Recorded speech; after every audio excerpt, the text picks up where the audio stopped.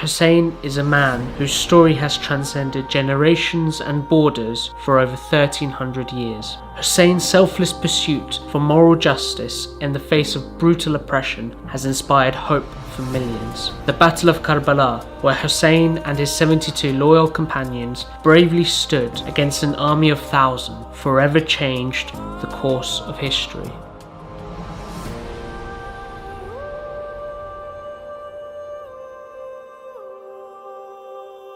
Hussain was born in 626 AD in the city of Medina to the noble family of the Prophet Muhammad. He was raised by a family renowned for their honesty, compassion, and justice. He was revered and celebrated by people from different walks of life. Every lover of truth and every lover of justice loved Hussain alayhi salam. And this, no doubt, began way back while they were in the holy city of Medina. The values that he adopted as a child were the values that he learnt as he grew up. And he grew up in the holiest of houses. He grew up with his grandfather, the Prophet. As a young child, Hussain witnessed his grandfather's struggle to establish a morally just and compassionate society. They embraced a very sincere life, a very humble life. They prioritized charity, giving, and working to improve the societies they were in. Arabian society was plagued by violence and corruption. Muhammad's rise and the advent of Islam eradicated much of this injustice, and the people had widely adopted a moral way of living. In 632 AD, the Prophet Muhammad passed away, devastating a young Hussain. What followed after would impact Hussain in ways he could not yet comprehend. Shortly after the Prophet's death, the leadership of the newly formed nation fell into dispute. Divisions amongst the people emerged, and a violent power struggle fractured the nation for over 30 years, which led to a lengthy civil war between Hussein's father, Ali ibn Abi Talib, and Muawiyah. Muawiyah, who was originally from a tribe or clan which had in the early years opposed the Prophet's message and Islam, took power. Started off in his power base in Syria, in Damascus. Ali ibn Abi Talib was assassinated, and Muawiyah assumed full control. Choosing to avoid further conflict, Hussein's elder brother, Hassan, made a treaty with Muawiyah, which would prevent Muawiyah from passing on rule to his son, amongst other things. These clauses of the truce were basically violated, and the ultimate expression of that violation was the actual assassination of Hassan himself around 10 years after that. Having violated the treaty, Muawiyah allowed his son Yazid to take over the power. Yazid was widely regarded as a tyrannical and cruel narcissist who wanted to rule with an iron fist. Yazid sought the allegiance of Hussain to cement his claim to power and gain credibility. One of the needs, one can say, of an oppressive regime is the need for legitimacy. And the important sources of that legitimacy has to come from prominent members of the society who are respected for their high morals to support them. Having witnessed years of injustice and the steady moral decay of his society, Hussain knew he had to draw a line with Yazid to prevent the total collapse of the nation to the hands of a despotic tyrant. Hussain refused to pledge allegiance to Yazid. In one sense, he was very divisive, but usually when people fight for justice, they are divisive. Usually it divides the community, those in favor of what is right and those who are not. And so in his very divisiveness, he was really making a stand that separated the good from the bad, the just from the unjust. Fundamentally, Hussain is not interested in the fight. He's not interested in taking to battle, but rather he's interested in making people aware of what's actually going on in the world, how things have changed since the demise of the Prophet. Not being able to get an endorsement from Hussain, Yazid threatened to assassinate Hussain. Wanting to avoid violence, Hussain left his home and travelled to the city of Mecca. Here, Hussain sought to rally the people and delivered a passionate sermon rebuking the community leaders who had failed to stand against Yazid, saying, "You have taken lightly your duties as leaders. You have neglected the rights of the oppressed and the lowly, but have assiduously pursued what you regard as your personal rights." His moral justice was quite a simple issue.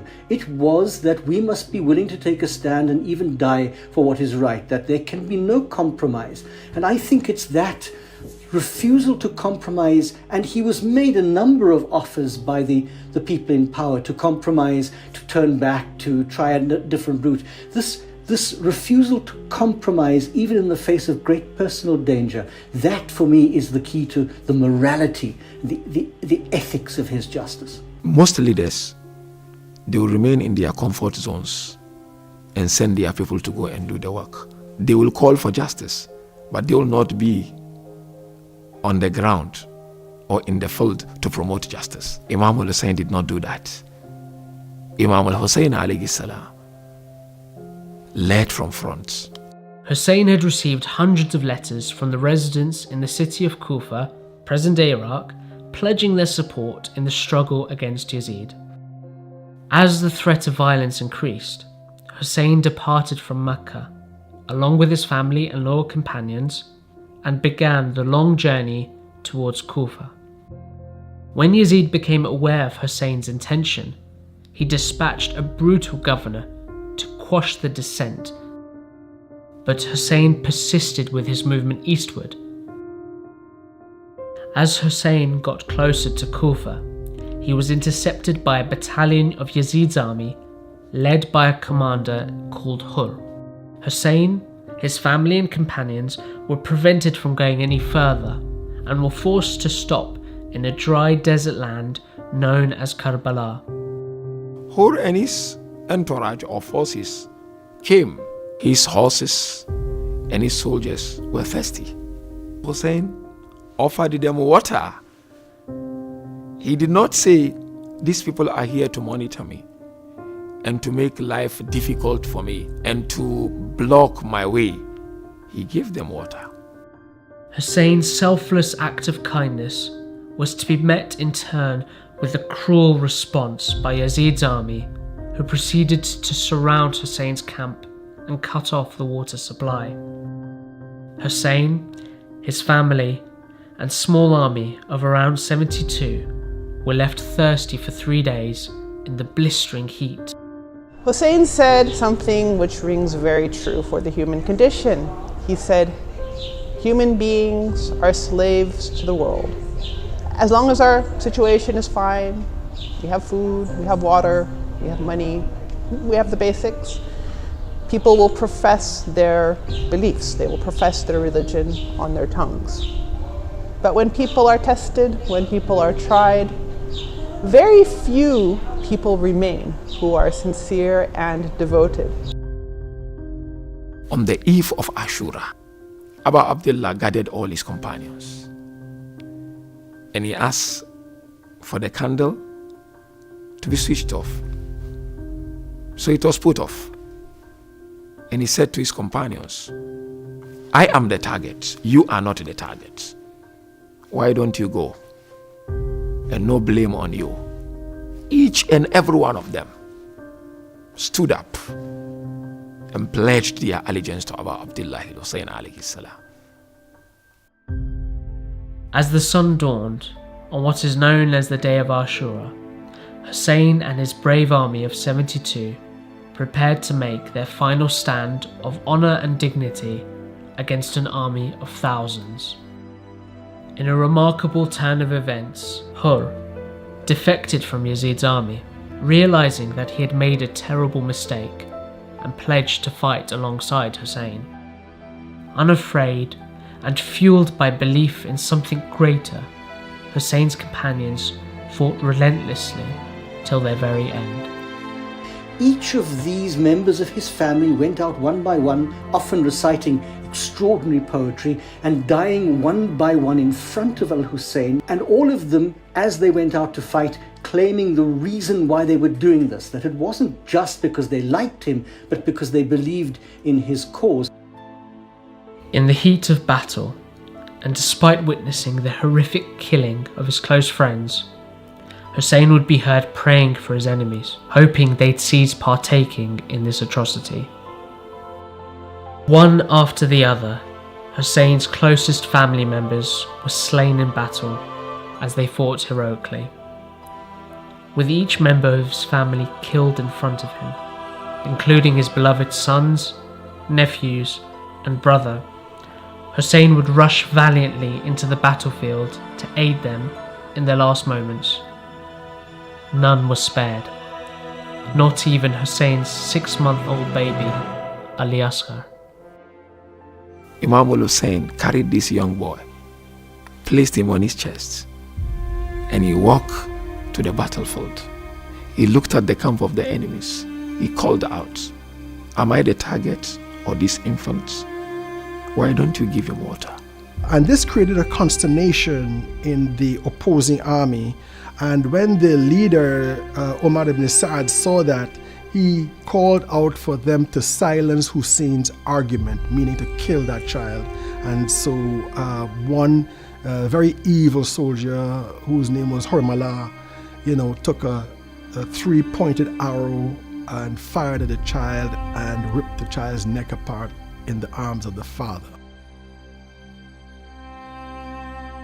He was now completely alone. Everyone else was gone except for the woman in the tents, and they were being threatened. And I think that in the end, it was his utter exhaustion from fighting almost single-handedly that helped to hasten his end, and the fact that he was now surrounded by a superior number.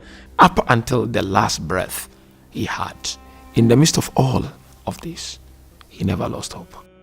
Some of the reports from the soldiers fighting against Hussein, when they saw him pass by in front of them on his horse fighting them, they said they never saw a person who had lost so much, his dear ones killed in front of him, facing insurmountable odds, covered with blood, but at the same time being so peaceful and so glorious. Carrying his lifeless infant alone, Hussein returned to his camp to bid a final farewell to the women and children of his family. Unbroken and unafraid, Hussein charged valiantly for the final time towards the enemy and fought majestically till eventually he fell from his horse. They started attacking him left and right. Arrows on his shoulders, arrows on his forehead, arrows on his back, until Abu Abdullah fell down. He was kicked left and right, and eventually Shimmer sat on his chest. Covered in bloody wounds, thirsty from the dry desert heat, and with no one left to help him, Hussein was mercilessly beheaded.